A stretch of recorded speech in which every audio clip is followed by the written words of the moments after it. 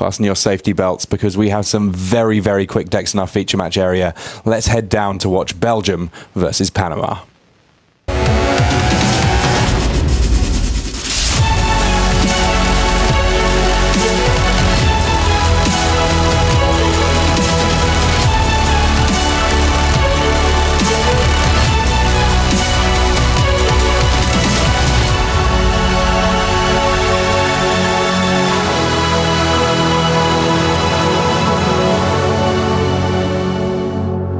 Hello and welcome to this, our final quarterfinal here at the World Magic Cup. I'm Tim Willoughby, joined by Simon Gertsen, and you can see our players just about ready to get started. Let's meet our two teams.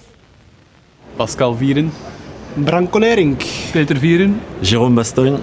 Go. Belgium! César Segovia. Saúl Alvarado. Sergio Bonilla. Manuel Zuccari. Panama! Well, here we have our players just getting ready to kick things off. Belgium came in as the #1 seed and have 3 very, very quick decks indeed. And because they came in at top seed, they're also getting to go first throughout this top 8. Just how big is that in this modern format, Simon? It's incredible because it's not just one match, it's 3 matches that you're on the play. And these players also are playing super aggressive decks. Now, we have heard that there have been quite a lot of mulligans in this match, not just on this table where both players are on 6, but around our feature match area. Between the Naya Burn deck and the blue-red Kiln Fiend deck, is there one that you think mulligans better? No, I don't think it makes a big difference. Ultimately, the blue-red Kiln Fiend deck is the one that absolutely needs the amount of spells to, for example, trigger Thing in the Eyes. But ultimately, I would say 6 against 6 is still a fair fight. Goblin Guide coming down on the first turn for Branko Nering. Now, Goblin Guide, pretty much one of the ideal starts for the deck. It's a persistent source of damage. It looks like it comes into play tapped, but it basically comes into play attacking your opponent. And a Serum Vision's the first turn for Manuel Zuccari here as he tries to put together his combination of a creature that triggers off spells and a whole bunch of spells. Something that's also amazing is Eidolon of the Great Revel in this matchup. That's just the card basically made to destroy blue-red Kiln Fiend's dreams. Yeah, Eidolon of the Great Revel, of course, meaning that every time a cheaper spell, a spell that costs 3 or less, gets cast, that costs 2 points of damage to the caster. And I believe that it's an option for Branko fairly soon, but for now he's holding back on lands a little bit, instead using 2 Goblin Guides, sees more Gitaxian Probes on the top of Zuccari's deck, and casting Gitaxian Probe for Phyrexian mana in this matchup a little bit scarier than it is in some other matchups. Oh yeah, the 2 probes certainly don't help Zuccari, who kind of needs a Thing in the Eyes, and he needs to flip it really, really quickly. Nering, by the way, decided that Goblin Guide and Wild Narcuddle are just more potent than the Eidolon of the Great Revel, at least on turn 2. Yeah, already 7 points of power on the table, and Zuccari on 14 life. He's going to have to put something together fast. Kiln Fiend coming down, though, will give Branko Nering a little bit of pause, because that Kiln Fiend does not need too much help to be able to simply deal the full 20, or in this case 14, in one swing. Yeah, something that's actually quite interesting here is the fact that you can bring your opponent down to a relatively low life total, and they will just be unable to cast those Phyrexian mana spells. 3 Gitaxian Probes and a Mutagenic Growth and a Sleight of Hand in hand. 5 spells, all of which could be cast in principle for Manuel Zuccari next turn with that Kiln Fiend. In practice, I don't believe he's going to have 8 life to spare by the time it comes around to his turn here. Branko Nering figuring out exactly how he wants to play this turn out. Yeah, I like an attack with everything, with the plan to cast Artaka's Command. So he sees Serum Visions, casts Artaka's Command. That's 7 plus 3 plus 3 is 13. Zuccari will go down to 1. And Zuccari in a bit of a tricky spot here. Couldn't really afford to be worrying about blocking with the Kiln Fiend, because there's no way that he's winning without the Kiln Fiend being able to attack. Draws the Serum Visions that he saw from that Goblin Guide. All of that Phyrexian mana, well, he doesn't have any Phyrexian mana available to him because he only has 1 point of life. In order to play anything with Phyrexian mana, 2 points of life required per Phyrexian mana. So instead we're going to see, first off, a sleight of hand here, triggering the Kiln Fiend. He sees Apostle's Blessing and a Monastery Swift Spear there. Apostle's Blessing, actually uncastable for him at this point. Yes, and you can see how close this matchup can be. If Sakari had a land and a Temur Battle Rage, he could attack for 14. But imagine how different this matchup would have been if it had been Sakari on the play here. Yes. Of course, Team Belgium earning the right to be playing first by finishing top of the Swiss in our tournament and really making the most of it here. Branko Nering just getting a huge leg up in the early turns of this game. Sakari on just the 1 life, not able to achieve a whole lot here, and picks them up very, very quickly. I feel like we barely got started and Belgium already picking up a game. Plenty more Magic to go though, as we have more matches that we will be able to jump across to after these messages. If you fish like one time, it would Check out Kaladesh Draft Leagues on Magic Online. Build a deck at your own pace and play at your convenience. Draft anytime, play anytime. For more information, visit mtgo.com. Ready to take your game to the next level and start on the path to the Pro Tour? Rise to the challenge and test your skills at a local preliminary Pro Tour qualifier. To find an event near you, visit magic.wizards.com/pptq.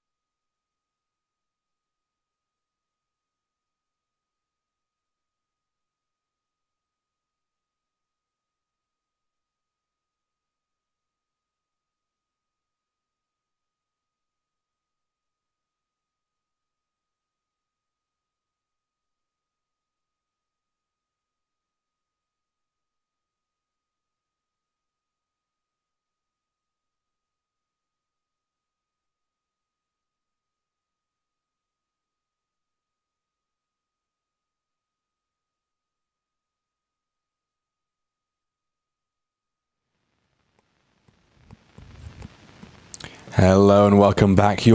We've already had so much action from this match between Belgium and Panama. In addition to Branko Nering winning his first game, Saul Alvadaro over on match between Banteldrazi and Infect was able to pick up the win with Banteldrazi. Bit of a turnaround there on that one, not something I would necessarily expect that slightly slower deck to be able to handle. And already here, Jerome Bastonia against Sergio Bonilla. There's been a fair amount of action. We just saw, just before we got onto camera, the Boborygmos Enraged that you see exiled was able to deal with an Ornithopter with a cranial plating. But look, there's now 2 cranial platings to go alongside a Vault Scourge, and that's the sort of thing that could cause big problems if there's another turn. But a big Through the Breach coming from Jerome Bastonia puts into play a Worldspine Worm. That's 15 points of damage coming in, and with Trample in the mix, I think that's going to be enough to have yet another match already going to a game 2, and this has just been a blisteringly fast first set of games in this set between Belgium and Panama. Currently, as all of the matches going to sideboarding, we have Belgium up in 2 of our 3 matches, but that means that there's still hope for Panama. Yeah, it's interesting how a lot of our top 8 competitors chose really aggressive lineups. Often we see 2 hyper-aggressive decks, and then 1 deck which is more mid-rangey or controlling. I mean, as it stands, the mid-range deck for Belgium was that one we saw from Jerome Bastonia, which it's a tiny bit slower than some of the others, but it still has the potential for some incredibly fast starts. No, Gorya's Vengeance is not a mid-range deck. Gorya's Vengeance is just as aggressively built as Naya Burn and Infect. The Belgians actually did not include something like Abzan or Lantern Control in their setup. And it looks like we're going to get a chance to jump across. It's just going to be a matter of who starts first, I think, in terms of which match we see here. These players, they have just been rattling through. And this is kind of what we saw in the Swiss, even from Belgium. They were able to dispatch their matches very, very quickly indeed. Gave them the opportunity to sort of sit back, relax a little bit between rounds. I mean, it's something that we sometimes see in team formats where in matches 2 and 3, where you have players that have finished, they can give help to their teammates. in this instance, they didn't even really need to. Yes, and something that we've seen here is that even though playing with a team, you cannot compensate for experience with a deck. Jérôme Bastogne is the best example for the team of Belgium. He's the least accomplished player when it comes to Pro Tour experience, and at the same time, he is being trusted with one of the more complicated decks in Modern. He needs to pilot Goryo's Vengeance throughout this tournament. Yeah, I mean, in terms of the Belgian team, it is a bit of a mix in terms of experience. You have Peter Vieren is the captain. He's got 93 career pro points, so a fair amount of experience for him. His brother Pascal on 43 career pro points. Branco on 51. I mean, there is a lot of experience on the Pro Tour between these players. Branco kind of saying that in spite of recent successes, he may have to cut back on going to Pro Tours a little bit just because of work commitments and so on. But excited to be able to make it to Dublin, because that's obviously a relatively short hop for him from Belgium. And obviously very, very happy with how the team's doing here in Rotterdam, which is, again, a nice short trip for him to come and visit. Team Panama came in at 8th seed and obviously very, very happy to be still playing in this tournament. They've got a tough run of them ahead of them here against Belgium, but the decks that they brought them in do have the tools to do that. Affinity, Blue-Red Kilnfiend and Bantel Drazi, all perfectly powerful choices, and we've seen them doing great work with them throughout this tournament. So this time round, we saw it ended up being pretty important that Branco was on the play in game 1. On the play in game 2, not too much action coming from Blue-Red Kilnfiend, just a tapped Steam Vents. Don't really want to spend extra life points to play lands untapped if you haven't got something powerful to play. Branco also had a draw that left his opponent on 1 life on turn 3. So that was pretty much ideal. After a very quick, straightforward set of decisions for his early turns in the first game, Branco having a little bit of a think here. There is Goblin Guide available. There's also the opportunity to get down an early Wildner Cattle.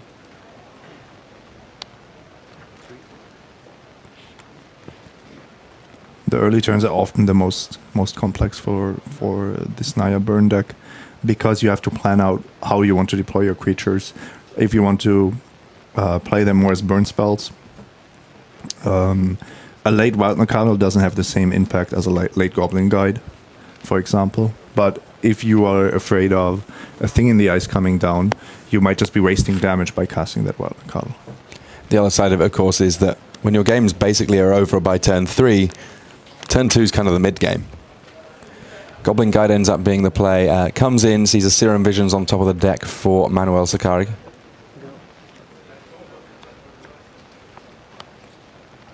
And there is a turn 2 play here in Thing of the Ice from Sakari. The Thing in the Ice, with 4 toughness, it does have the potential to get involved in blocks, though obviously that can get risky with burn spells. Yeah, there are mutagenic growths in the Blue-Red Kilnfiend deck. Manuel is not holding one, it seems. So a little bit of a decision here as to whether or not to simply take the damage. It looks like that is going to be the option that Sakari takes. That will completely depend on your hand, though. Sometimes you're happy to trade a card and, yeah, 5 damage for your Thing in the Ice, for your 2-drop.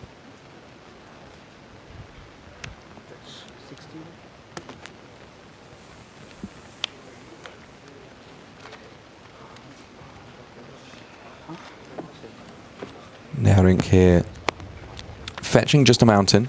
That means that if he does play Wildner Cattle, it's only going to be a 2-2 for now. Suspends a Rift Bolt and brings down the 2-2 cat. At some point, I think we can expect him to fetch out white mana, not just to pump that Wildner Cattle, but also I believe that there is a Boros Charm in hand, and that one, another card that represents quite a bit of damage.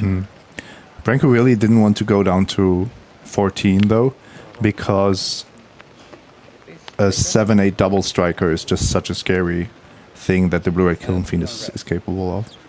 So Manamorphose costs 2 mana, but immediately nets you a card and 2 mana back, so it's sort of free, and it does get a counter off that Thing in the Ice. We'll see what comes next from Sakari, because I'm sure that he is anticipating playing some more spells here. Sleight of Hand takes it down to 2 counters on the Thing in the Ice and gets an additional card. Looks like a Dispel getting picked up there from the Sleight of Hand. That one of the options, of course, available to Blue-Red Kiln Fiend. It can play a little bit more of a controlling role if it needs to. Yeah, and if possible, Manuel wants to flip that Thing in the Ice this turn. Still has mana floating from Manamorphose.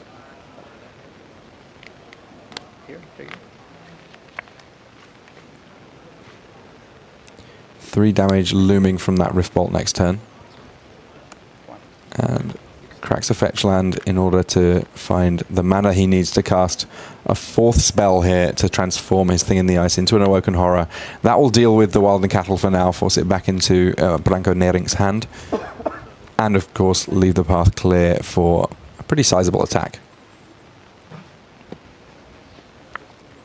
You can see in the background there, Saul Alvadaro getting a chance to look in on this. His match still going on. He's a game up against Peter Viren, but that match being held just so that we can show you as much Magic as possible here at the World Magic Cup.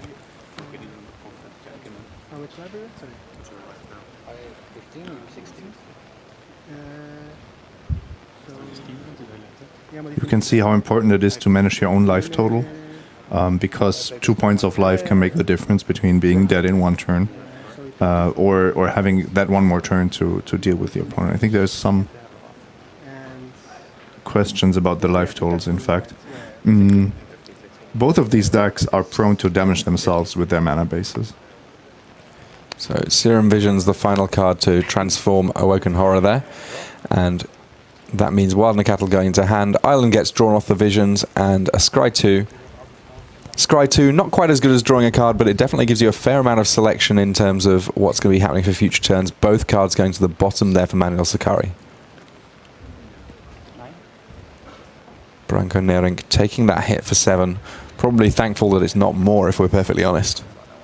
Yes, but he can't be optimistic that he will survive the next attack step. So Rift Bolt coming off suspend now. 3 points of damage.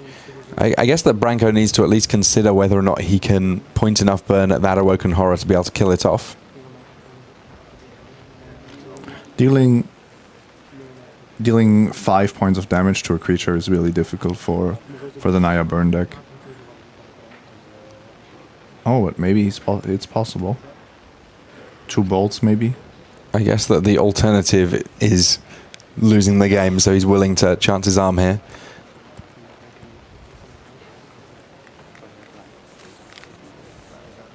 Path to Exile was the draw, so there is going to be a way of dealing with the Awoken Horror. I mean, this, of course, the punishment for spending the burn on Awoken Horror. If he's not going to finish it off with burn, then effectively that's damage lost. He could still finish it off with burn, if you're asking me, because that Searing Blade is a card he wants to cast anyway while he has landfall. And okay, you're using up your Lightning Bolt as well. However, that Path to Exile will still be in your hand if you want. Well, Manuel Sakari, he'd put 2 cards on the bottom of his deck just prior to this Path to Exile being cast. He is now going to be shuffling as he searches up a basic land. Plenty of basic lands in this Blue-Red Kiln Fiend deck. It's not likely to be one that's hurt too badly by the likes of Blood Moon, say. And Wild and the Cattle coming back down. 1 mana left up, and that we know could spell a Lightning Bolt for whatever the next creature is that gets played by Manuel Sakari. Yeah, although it's really difficult to kill a creature with Lightning Bolt in this matchup if the Blue-Red Kiln Fiend deck has mana available. Yeah, lots of prowess triggers potentially, or indeed simply creatures with 4 toughness between the likes of Thing in the Ice and potentially Bedlam Reveler as well. Branko also went to 6 because he had to fetch that Sacred Foundry. Well, another Thing in the Ice comes down. And a Vapor Snag's in hand for Manuel Sakari. We may see that soon enough. Monastery Swift Spear, the next play. Bounce your Wild Cattle. You take 1. Prowess trigger from the Monastery Swift Spear.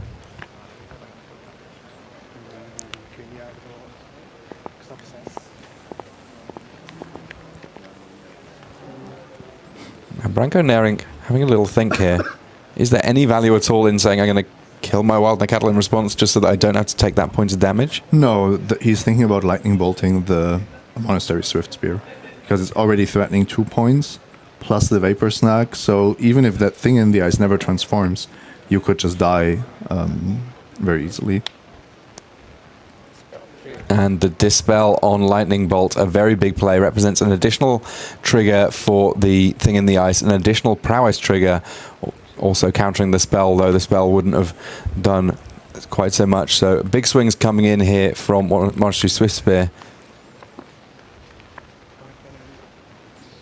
Just 2 points of life now for Branko Nering, and this may be a bridge too far for the burn deck. 15 life for Manuel Sakari. But Sakari is out of cards, so he needs something to actually push through here.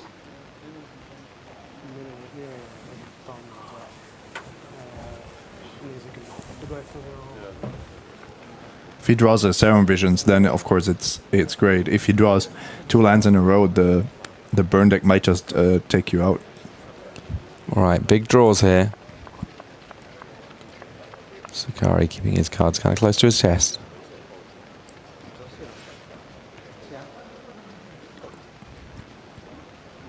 Now, it's possible, of course, especially given that you've just seen a Dispel, that there could just be another Dispel in hand, which is the reason there's not been a play. But when Boros Charm resolves, you know that the coast probably clear. Oh, Lightning Helix. Lightning Helix doing a lot of work. 3 points of life, certainly welcome for Branko Nering, and of course, 3 damage does not hurt either. Well, it hurts somebody, but not you.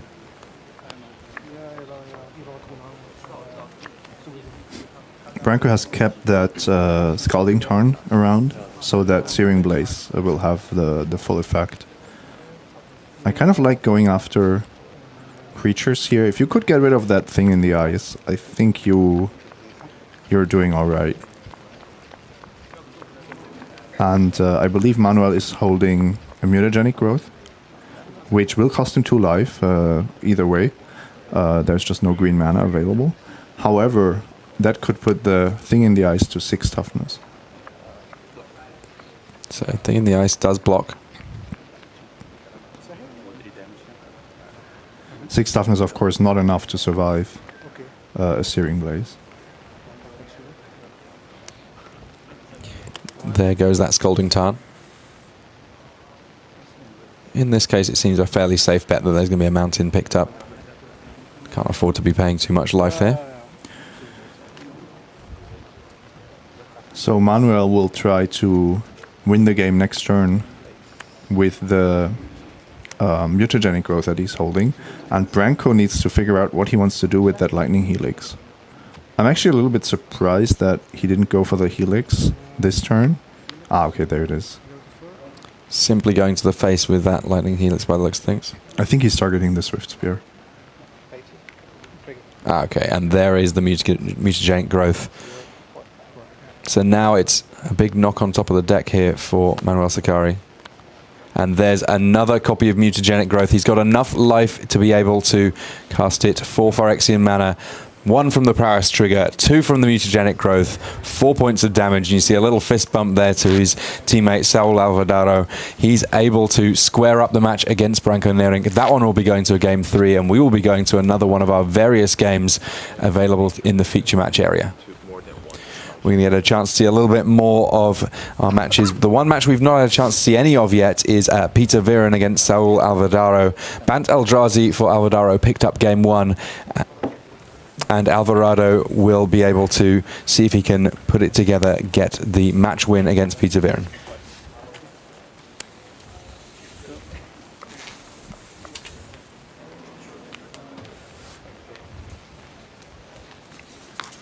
Brushland there, the play. An original Ice Age Brushland from Alvarado leading into that Noble Hierarch there. The Hierarch, a pretty important piece of the puzzle, means that you've got a much better chance of casting one of your big Eldrazi earlier. Very important piece of the puzzle for both of these decks, in fact. Peter Viren wants all his mana to be the scary Infect deck that he is.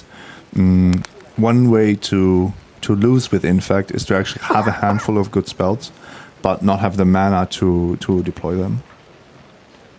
through opponents' removal spells.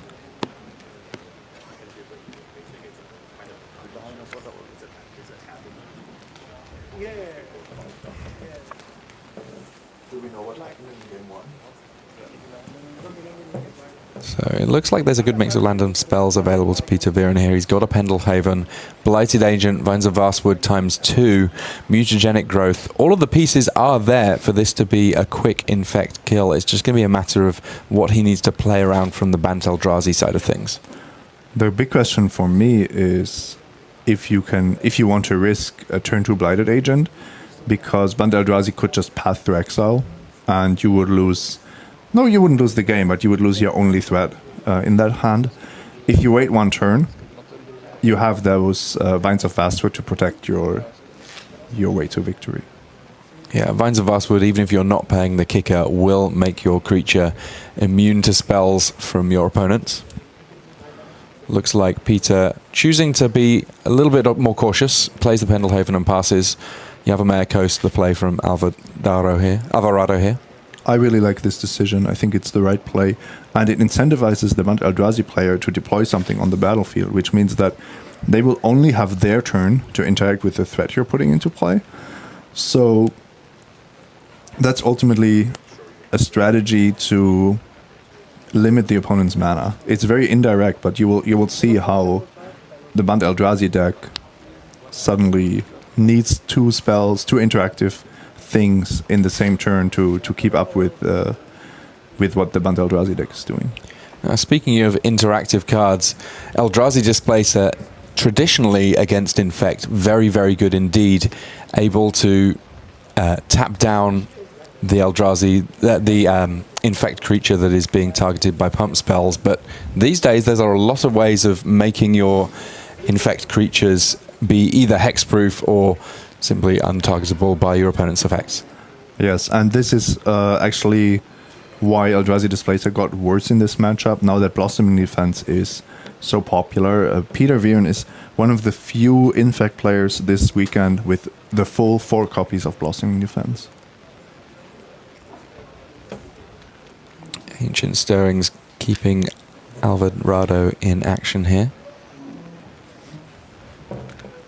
And we can see that he does have Dismember available to him, though right now he only has enough mana to be able to do one of Eldrazi Displacer and Dismember.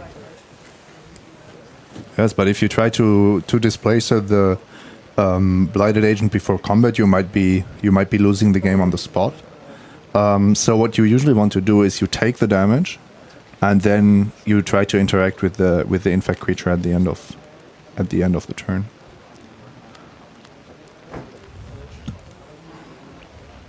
Fairly safe attack there from the Eldrazi Displacer. One thing that the Infect deck not known for is its blocking capabilities. No, unless sometimes with Pendelhaven actually it's possible, but of course it's also not really part of the game plan. You are racing with this hyper aggressive Infect deck. We can see there Peter Viren has a whole bunch of help available to him. Pascal Viren is acting as coach in these rounds. You can see his brother there sat right next to him. And on top of that, Jerome Bastogne. We'll see more of him soon enough, but right now his match on hold, so he's able to provide moral support and, of course, potentially actual support, as he is allowed to chime in if he thinks that there's something that Team Belgium might be missing. Vines of Vastwood just being cast here with kicker. This is basically baiting whatever it is that Saul might have going. And if Saul doesn't respond, he might just be dead. So not responding to a kicked Vines of Vastwood is a very risky proposition.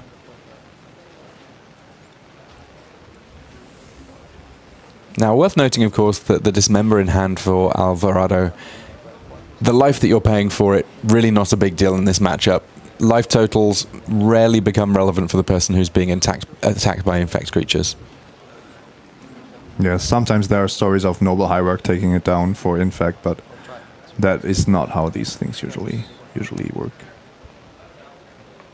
And a second copy of Vines of Vastwood being played here. And there's mutagenic growth, and that enough to square things up. Peter Viren finding a way around the Bant Eldrazi deck in game 2. Plenty of these matches now look like they are going to be decided on the final game, and that might be the area where Belgium ends up able to sort of make the most of the fact that they finished high in the Swiss.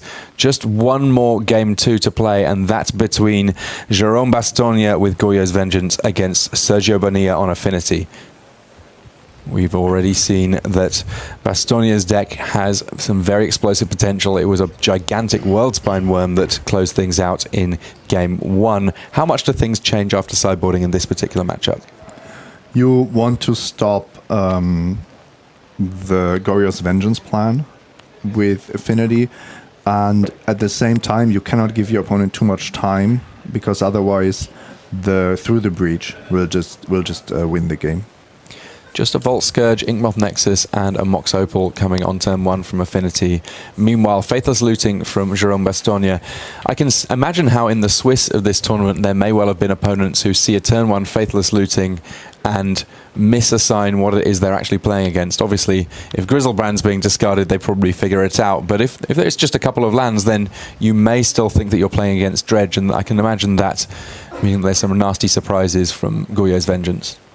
Jerome actually plays quite, or is capable of playing quite the controlling game against Affinity after sideboarding, with 2 Anger of the Gods, a Pyroclasm, 2 Shatter Storms, even some Sudden Shocks and an Engineered Explosives.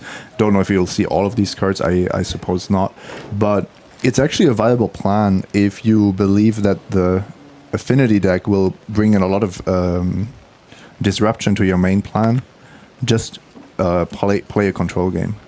Well, the fact that Griselbrand was discarded signaled that there may be a Goyo's Vengeance coming, and we can see from this Thoughtseize that there is exactly 1 copy of the instant in hand for Jerome Bastogne. That could have spelt a very early end to the game. As things stand, if that gets taken, 3 lands, Simian Spirit Guide, Nourishing Shoal in hand, aside from our Arcane Instant there, you can see it. Goyo's Vengeance would have been a way of getting Griselbrand into play very, very early indeed. Only for a turn, but a turn's often all you need with the powerful legend.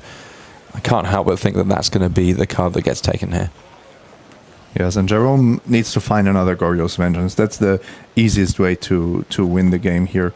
Anger of the Gods would be great. Depending on what you draw, I could see actually using the Simian Spirit Guide to be able to play. Oh wow. Well, it got mentioned earlier on by Gabby and Luis. Every single time that we see a Thoughtseize taking something, it seems like there's an extra copy on top, and now we get to see what this Goyo's Vengeance deck can really do. Griselbrand comes into play, Jerome Bastogne on a full 20 life, and he's got a Nourishing Shoal in hand. Now that means that he has the potential for a lot of life gain without any expenditure of mana, as you can exile cards in order to be able to cast it for free and gain more life, draw more cards. All you need is a big green expensive card to gain a lot of life, and you know what? Worldspine Worm costs an awful lot of mana.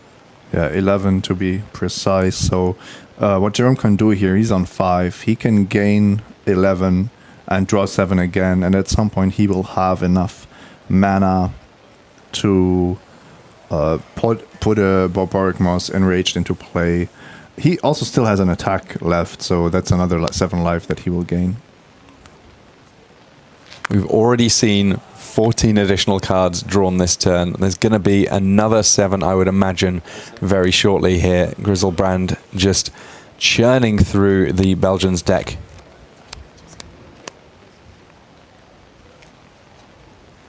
Thus far, I just found a Worldspine Worm. That means that this engine gets to keep on trucking. And it's also worth noting that Nourishing Shoal is an arcane spell, so if you're looking to do things with Through the Breach or similar, you can splice onto it. Yeah, even saving a point of mana. So plenty of additional life here, that meaning that even more cards get drawn. I feel a little sorry for our hand spotter. There's way too many cards in hand for them to be able to keep up with for now, but we will keep you in action in terms of literally what is being played by Jerome Bastogne here in this, the big turn for him. Bastogne has played this deck for over a year. I made a deck tag with him, and he really knows what he's doing with this deck. One of the modern masters that made it to the World Magic Cup thanks to modern format World Magic Cup qualifiers. So we can see some Desperate Rituals in hand for him there. Those are potentially castable with Simian's Spirit Guide, meaning that even though this is turn 2 and he's already played 2 lands, it does not mean to say that there's not going to be many more spells cast for Bastogne, who pays another set of life, going down to 2 to draw a further 7 cards. Lots more copies of Nourishing Shoal. Are there more green cards to gain him yet more life? Has he got the necessary mana that he needs to keep on going with this?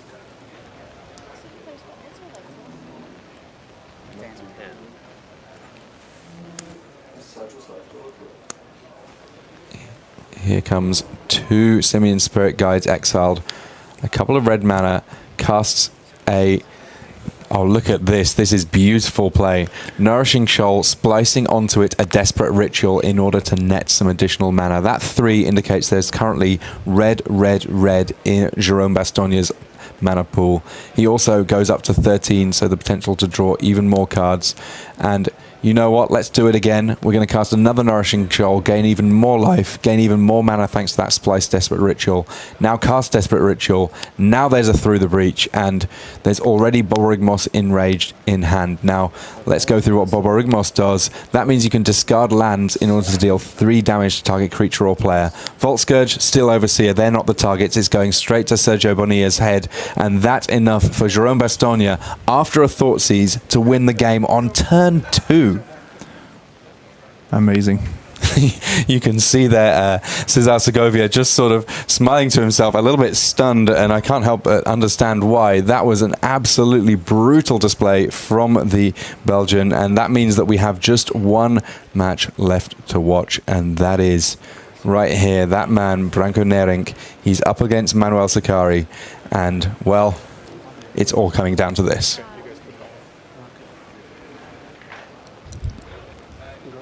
Arid Mesa to kick things off for Team Belgium here. And I say Team Belgium because at this point, every member of the team is going to be watching on.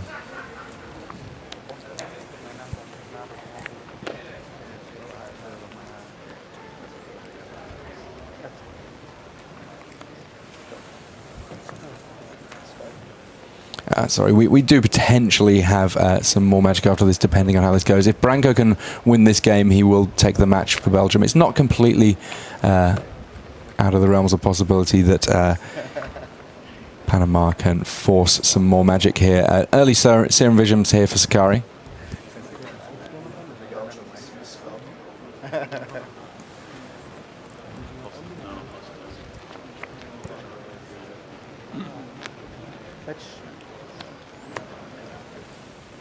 An uncharacteristically slow start for Branko Nerink in this particular game. No Goblin Guide on turn 1.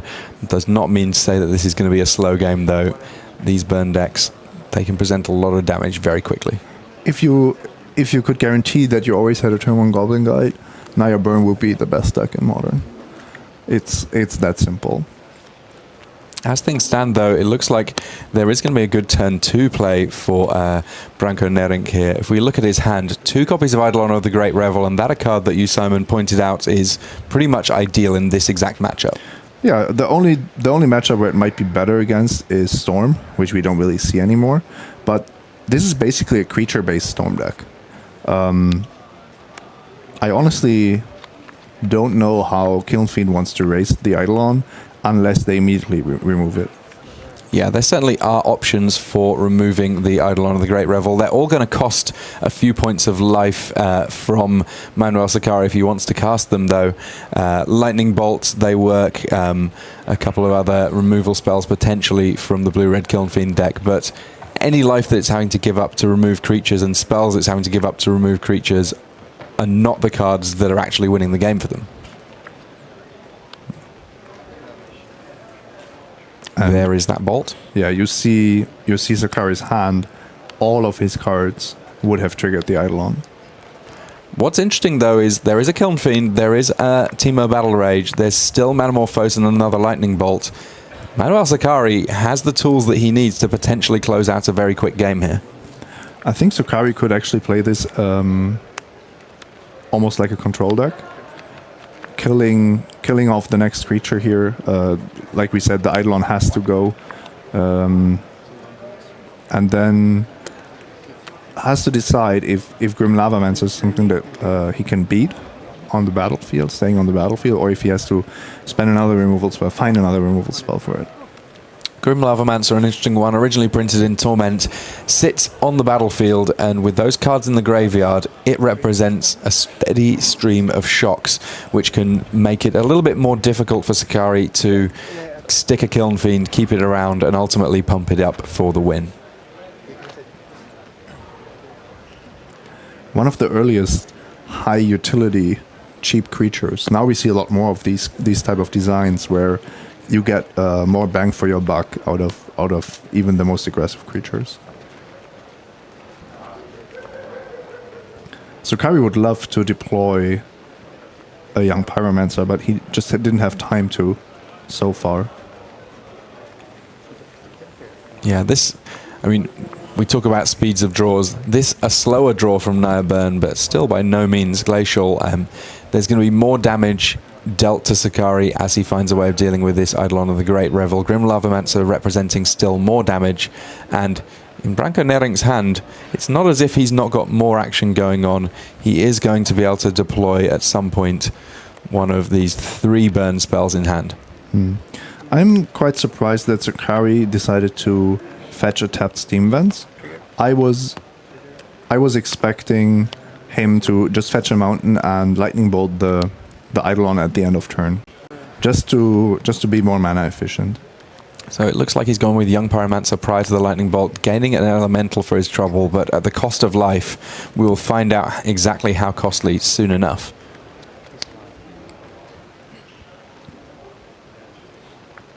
And almost completely full of burn here. Just the Sacred Foundry that was drawn by Branko Nerink in this turn to change that.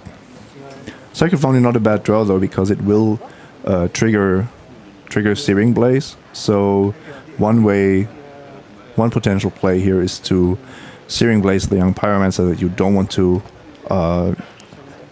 see survive, and then you can still suspend Riftbolt and keep open the Grim Lavamancer activation. It looks like Branko agrees. 3 points of damage while killing a creature. 3 points of damage looming on suspend. Very rare that you see Riftbolt cast for the full 3 mana, just occasionally if it's needed to finish off a game that exact moment. So Kari is dead next turn if he takes 4 from 2 Lavamancer activations, 3 from Riftbolt, and 3 from Lightning Helix in Branko's next turn. Serum Visions, dig, dig, dig. Dispel on top. Unfortunately for him, that may not be good enough unless he's got a way of drawing it right now. Yeah, another Serum Visions would do the trick. Mana Morphos maybe, but that's really awkward. Keeping mana open with Mana Morphos is not an easy thing to do. Both those cards having to get sent to the bottom here. Yeah, not fueling the aggressive game plan that Sakari has in mind.